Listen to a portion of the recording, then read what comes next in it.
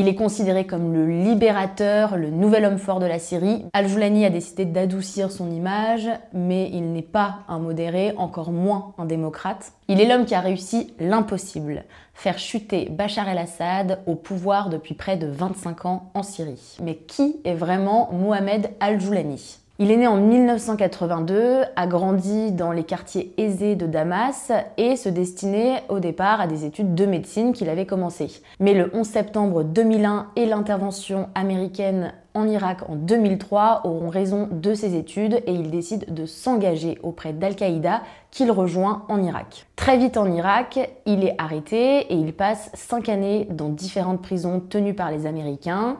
À sa sortie en 2011, la Syrie est en ébullition, ce sont les printemps arabes, et il décide de regagner son pays d'origine. À son retour en Syrie, il veut prendre part à la guerre civile et faire tomber le pouvoir en place de Bachar el-Assad, et il fonde la branche syrienne d'Al-Qaïda, le front Al-Nosra. En 2016, il décide de rompre avec l'idéologie d'Al-Qaïda et fonde son mouvement HTS. Avec HTS, Al-Joulani va prendre part au conflit syrien, notamment dans la province d'Idlib, où il va instaurer un gouvernement de salut qui vient en aide à la population locale, en développant notamment des ministères, des services publics et la médecine.